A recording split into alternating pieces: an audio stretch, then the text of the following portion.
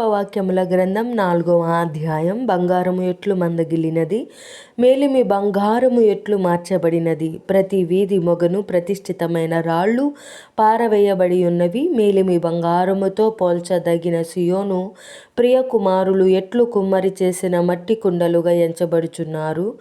నక్కలైనను చన్నిచ్చి తమ పిల్లలకు పాలిచ్చును. నా జనుల కుమారి ఎడారిలోను ఉష్ణ పక్షుల వలె క్రూరురాలాయను.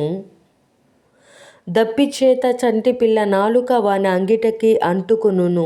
పసిపిల్లలు అన్నమడుగుదురు, ఎవడును వారికి పెట్టడు. సుకుమార భోజనము చేయువారు దిక్కు లేక వీధులలో పడి ఉన్నారు. రక్తవర్ణ వస్త్రములు తొడిగి పెంచబడిన వారు పెంట కుప్పలను కౌగిలించుకొనెదరు.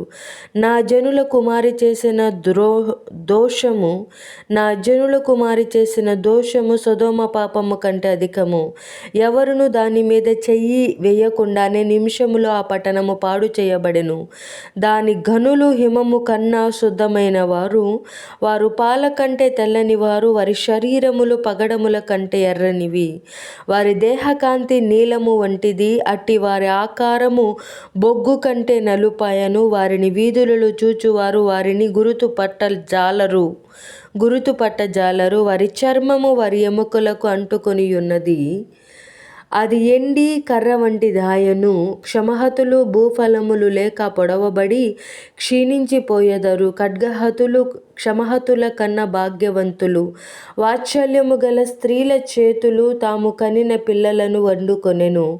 నా జనుల కుమారికి వచ్చిన నాశనములో వారి బిడ్డలు వారికి ఆహారమైరి.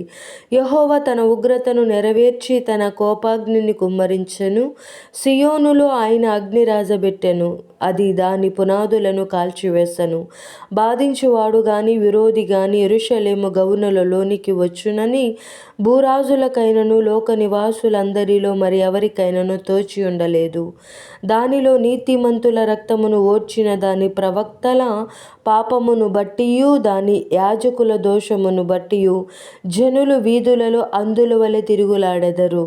వారు రక్తము అంటిన అపవిత్రులు, ఎవరును వారి వస్త్రములను ముట్టకూడదు. పొమ్ము అపవిత్రుడా, పొమ్ము ముట్టవద్దని జనులు వారితో నన్నిరి. వారు పారిపోయి తిరుగులాడుచుండగా అన్యజనులైన వారు ఇకను వారక్కడ కాపురం ఉండకూడదని చెప్పుకొనిరి. యెహోవా సన్నిధిని వారిని చెదరగొట్టెదను. ఆయన ఇక మీదట వారిని లక్ష్య పెట్టడు. యాజకుల ఎడల జనులు గౌరవము చూపకపోయిరి, పెద్దల మీద దయ చూపకపోయిరి. వ్యర్థ సహాయము కొరకు మేము కనిపెట్టుచుండగా మా కన్నులు క్షీణించుచున్నవి. మేము కనిపెట్టుచు రక్షింపలేని జనము కొరకు ఎదురుచూచుచుంటిమి. రాజవీధులలో మేము నడవకుండునట్లు విరోధులు మా జాడలను బట్టి వెంటాడుదురు. మా అంత్యదశ సమీపమాయెను. మా దినములు తీరిపోయినవి. మా అంత్యదశ వచ్చేయున్నది. మమ్మను తరుమువారు ఆకాశమున ఎగురు పక్షిరాజుల కన్నా వడిగలవారు. పర్వతముల మీద వారు మమ్మను తరుముదురు. అరణ్యమందు మా కొరకు పొంచియుందురు. మాకు నాసికా రంధ్రముల ఊపిరి వంటివాడు యెహోవా చేత అభిషేకము నొందిన వాడు. వారు త్రవ్విన గుంటలలో పట్టబడెను. అతని నీడ క్రిందను అన్యజనుల మధ్యను బ్రతికెదమని మేమనుకొన్నవాడు